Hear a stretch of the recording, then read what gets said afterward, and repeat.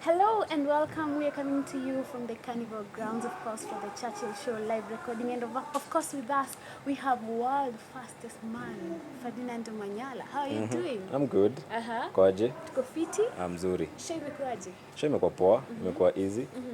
Yeah, inakuanga fiti ukikama hapa interact na wase. At least we get to hear your mind. Inakuanga poa sana. Yeah. I know it's been a while since you interacted with Kenyans. Umekuwa tu uko tu maju kipepea tu. Yeah. How is the feeling coming back and also interacting with your fellow Kenyans? I mean, it's always good to come back home.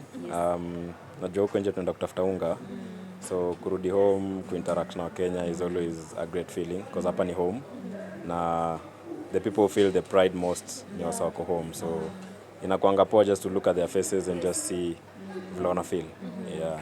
And It's okay. hii time yote umekuwa nje and we saw what was happening, everything that you're doing. How has it been? Journey imekuaje? Saizi tuko almost tunaelekea December. Yeah. Imekuaje? Like share a little bit for how the journey has been. This year imekuwa more about learning because tulichange a lot of technical aspects of my career. So imekuwa more of learning and to understand my body better and just to make sure that na get into the right physical state. So tunaweza sema ni imekuwa season ya up and down. Okay. But that's life. Yeah. You ended the season as the second fastest man. Yes. Maybe how does that make you feel? Of course, ina feel poa. Dunia iko na over 6 billion people. So kumaliza as the second fastest man in the world ni feeling yenye I take pride in it. Na ina show kitu nafanya pia ina make sense. Na get because kama naweza compete with the world na maanisha niko at a very good position. Yeah. Because most of the time Show imeshika hapa. Because Omanyala, most of the time unakwaga number 1. But this time kuna wakati umekuwa number 2 and at some point do you feel disappointed because haukufika place umezoea kufika? Yeah, of course, because ukiset goals na usiachieve, of course una feel disappointed. But that doesn't make you like give up because I'm here for a reason na kitu nafanya ni passion. So the most important thing about the journey ni ku get back up na kuendelea na safari. It doesn't matter how you feeling, it doesn't matter the previous journey imekuaje, ni kuamka na kuendelea na journey. So hiyo ndio kitu imekuwa ni push. Yeah, at some point nilikuwa na feel mazee kitu imekuwa hard. But again unakumbuka pale umetoka na place God amekutoa, then unakaa chini unasema yenyewe I justify kukam na kusalk ni kuendelea tu na safari. Yeah. You've mentioned that you are trying some new techniques.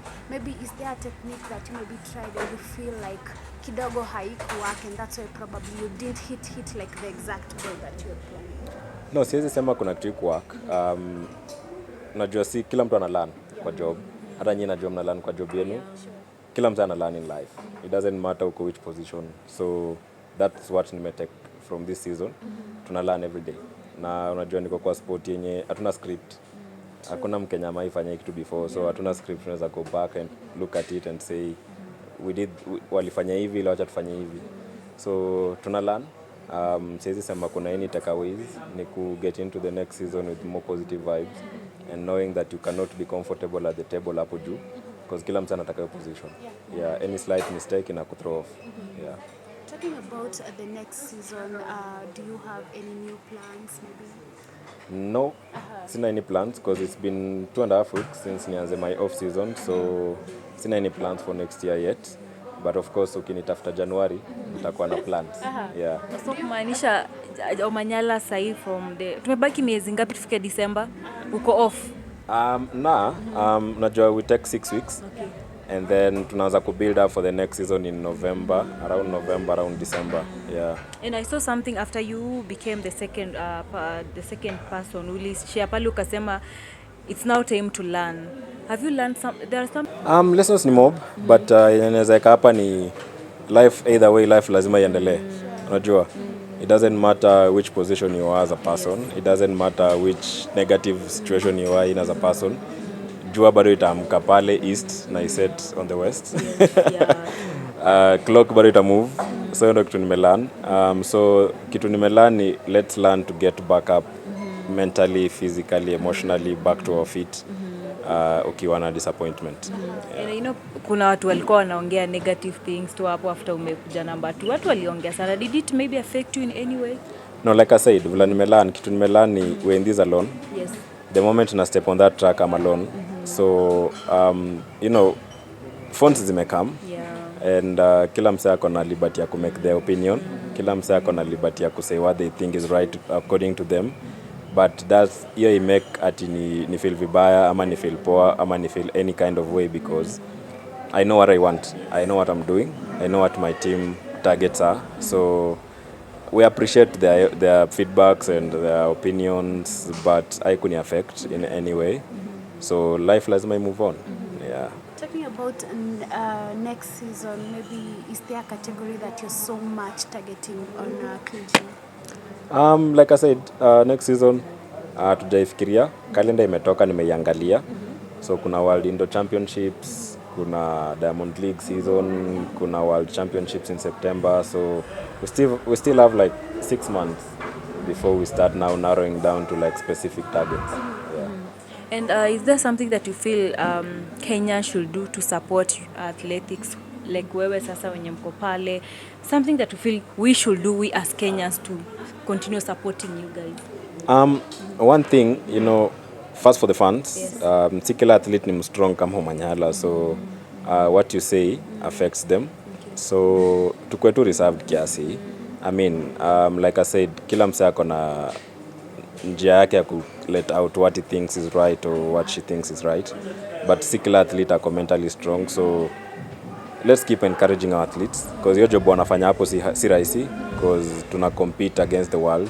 You see, like kama Olympics, only 48 sprinters wana make kuingia Olympics out of millions of athletes around the world. So to understand, to say, and let's encourage them, to encourage, to motivate, and at least wanajua they have a fallback community to come back to, and wanajua wakikuja home at least kuna wasa wanani appreciate. And then to the government, this year they did well. Wali support wase, our allowances came in time at the Olympics, and we received all the kits in time. So kitu ingine naweza wa urge tu ni wasiachilie athletes. Tunachikia Olympics imedai, 2024 season imedai, but we still the calendar still continues. The years are still moving. Kuna championships na come. So tuendelee kwa support, usingoje tu ati time ya World Championships ndo tunaanza kutafuta athletes wako happy. Let's have a continuous process. And I get now people like the USA, Australia washaanza ku work towards the next Olympics, which is in 2028.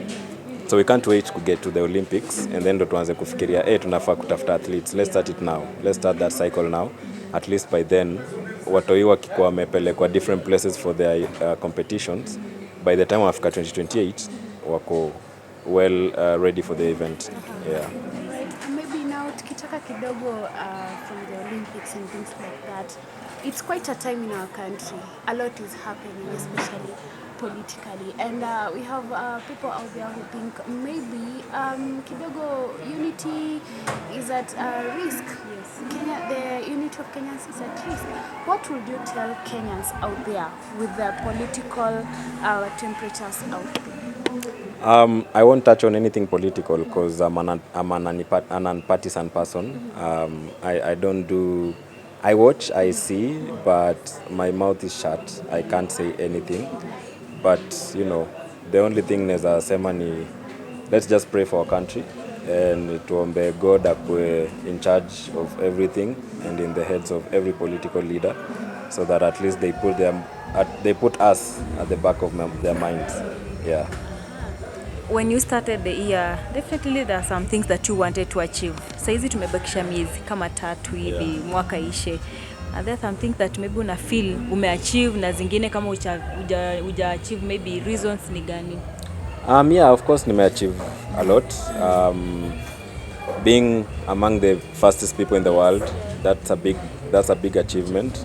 Yeah. And my Indo season was also very good. Tulifika finals, tuka miss medal na like one position, yeah. But for me that was a take-in because I ran 2 national records. So Yeah, those are things that I take, and I always like to be positive because you never know. I mean, we thank God for every day. Ukiamka kesho asubuhi uko healthy, uko injury free, that's a plus. So I've had my achievements off track. Hizo ni za personal, but I've had so many achievements off track. Yeah.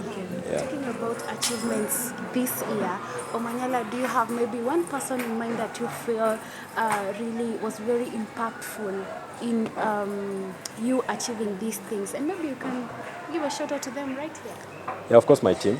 Yeah. I have a big team. I have a team of my manager, my physio, my coach, my wife, my family. All these people walikuwa hapo, and when you are sometimes, of course, sit kila time tulikuwa na disappointment, but anytime tulikuwa na disappointment, they were there.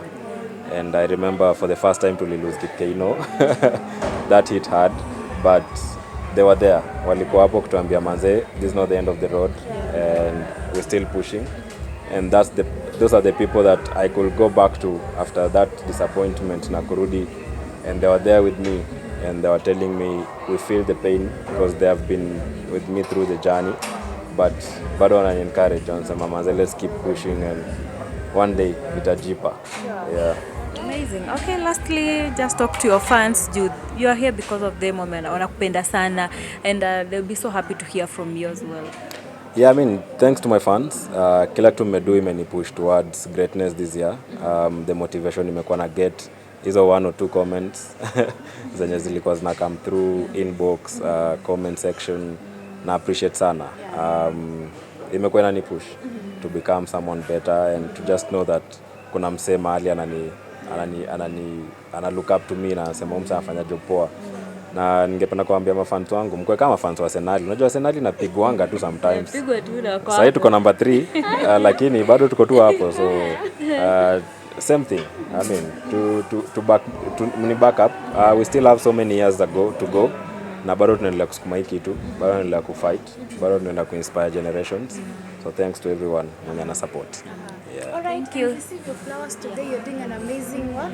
Thank Continue you. doing that. Asante. We are proud of you. So Yeah. proud of you. you Sana. so Ukiona much. hivi tunakwambia hata please talk to us because we are so proud of you. Yeah, na appreciate sana by the way. Mimi nitaendelea kusukuma, nitaendelea encourage the next generation because Omanyala Foundation, of course, nimeanzisha, it's something that nataka professionalize sport in Kenya because sport kidogo imekuwa kama mchezo Kenya. Okay, I know ni mchezo but imekuwa like a second option. Yeah, because I take serious. Hapa nje sport inalipa. Mimi niko pali niko because of the sport. So tunataka ku bring that to reality because unacheki as much as tunaambia ma parents wa encourage watoto wao, there's nobody they can look up to. Hakuna mse parane za sema nataka mtu wangu akweka mse. So we are lacking role models in Kenya, and that's because we just not like sport makes sense because financially sport makes sense. So Manala Foundation, we want to bring that aspect. We want to bring money to the sport, and we want to make the sport more interesting. So yeah, so tutaendelea kusukuma, and I'm hoping that we'll get as much support as we need just to make sure that all this is achieved. Yeah. Okay, thank you so much Omanyala for your time. Tunajua umechoka, it's 12, karibu 1. Yeah. But umetupatia hii time yako. We are so happy. No worries. Yeah. Nashukuru sana. Yeah. My bloggers by the way, waache kuandika articles mbaya. Ongea hapo. Manze, I mean like there's one that I saw that was very hurtful about Kipchoge, and ilikuwa mbaya. Like umse amekuwa na represent the country for over 20 years. So one mistake or maybe one loss can't justify you to write just whatever you want to write. So let's put some respect. Even you hata wewe kuna wakati Yeah, I mean, hata mimi kuna wase wanaandika tu like some negative articles. How did it make you feel? Of course it makes you feel bad because these are people who are supposed to like be writing things that are encouraging athletes, because it's not a comment section in Facebook or Twitter. This is an article you're writing, and it's going to be read by so many people. So to put respect to the names of the athletes, we can write negative in a positive way. I know. I mean, ukikuja number 2, you're not hauja lose. Yes. You're still among the best. Yeah, so let's find a way of just putting these articles in the right way and in a way that hata mtu yeye akikuja kusoma hii article 20 years later ata appreciate mzee wangu alikuwa na some brains.